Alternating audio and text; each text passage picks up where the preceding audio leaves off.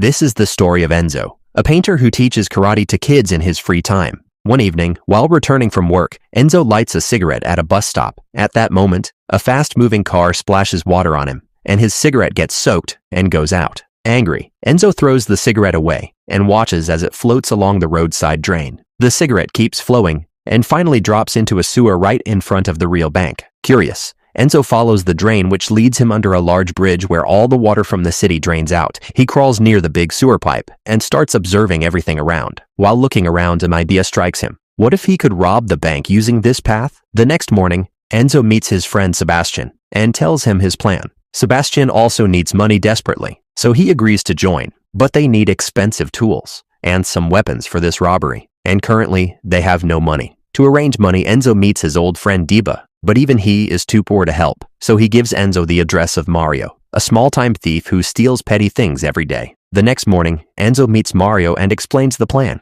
Enzo promises him that if this robbery succeeds, Mario will never need to steal again. Mario is confused at first, but eventually agrees to join. That night, Enzo and Mario go to the drain. Enzo drops a measuring tape inside the pipe, and both crawl into it to measure its depth. After some calculations, Enzo says, "We're just 18 meters away from becoming rich." Mario worries that if it rains on the day of the heist, water could fill the pipe and ruin their plan. Enzo assures him they will rob the bank only on a clear weather day. Mario agrees. During the preparations, they discover that the bank has motion detectors. Enzo explains that these sensors don't detect movement, they detect body heat. So he builds a special suit using sleeping bags to block heat. The next day, Enzo visits the bank and starts secretly clicking pictures to understand the layout and create a blueprint. But the guards catch him taking photos and take him to the basement. In reality, this was part of Enzo's trick. He wanted to see the lockers closely. The guards check his camera, but they find nothing because he had already removed the memory card. Since there's no evidence,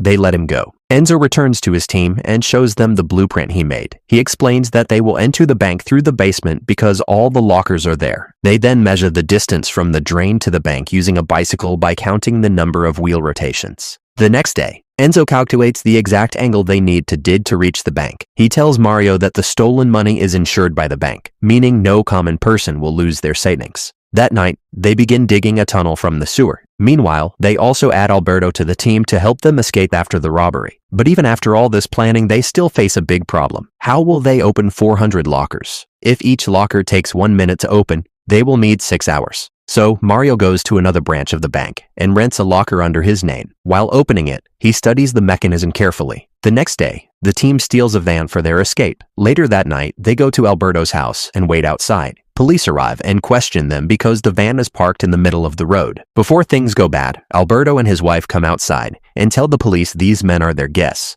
So police leave. That night, inside the drain, their drill machine suddenly breaks. Mario gets frustrated and says he has spent all his savings on this robbery and can't pay anymore. He storms out and leaves. Later, Enzo, while talking with his girlfriend, gets a new idea. The next morning, he meets Mario and explains the revised plan. They will rob the bank during the daytime through the main entrance, so the police will assume it's a normal robbery. Meanwhile, the police will surround the bank from outside, and they will escape through the tunnel from inside. Mario likes the idea and agrees. On the day of the robbery, they apply glue on their hands to hide fingerprints. Cyan goes into the sewer to continue digging, while the others secretly enter the bank and put on masks. They take the customers hostage. The guard sees all this on the security camera and alerts the police. Mario forces the cashier to fill money into bags. Alberto locks the parking gate from inside. Soon, police surround the bank. Enzo takes a hostage outside with a fake gun and threatens the police, saying if anyone tries to enter, they will kill the hostages. Mario forces a guard to come out and takes his phone so the police can communicate. Enzo shuts off all security cameras.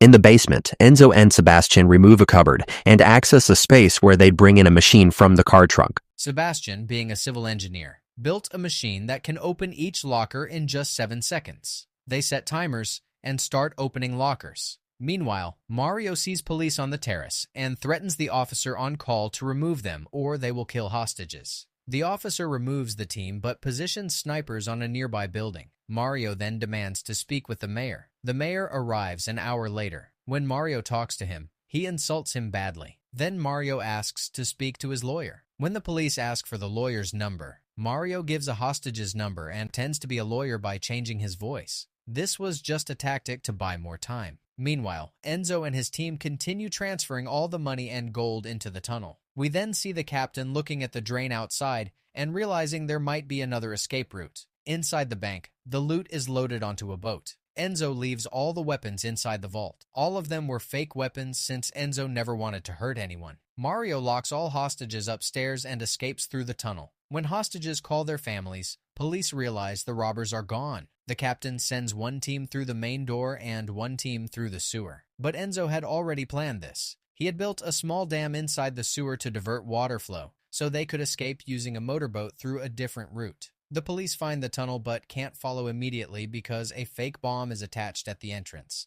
By the time they realize it's fake, the robbers are far away. Enzo and his team reach the van, load everything, burn the van later, divide the loot among themselves, and go their separate ways to live a luxurious life. But months later, Alberto's wife discovers he is having an affair and, out of anger, reveals the entire plan to the police. The police then arrest each thief one by one and seize the money. 7 months later, we see Enzo being released from prison, where Mario arrives in an expensive car to pick him up. It is revealed that Enzo had planned this too. They used fake guns and harmed no one, so they received only a 7-month sentence. Also, the police recovered only a small part of the money, meaning the majority of the loot was hidden. In the end, Enzo and his team walk free and continue to live comfortably with the stolen money. Enjoyed the story?